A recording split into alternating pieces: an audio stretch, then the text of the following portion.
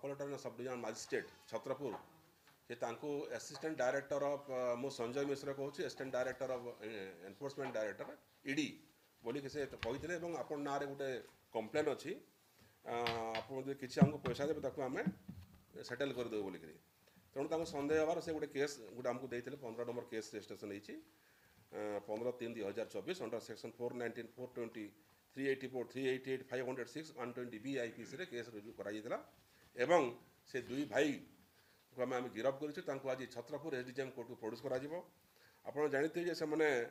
qualified लोक ताणी सेन महापात्र जी से बीकॉम ग्रेजुएट कर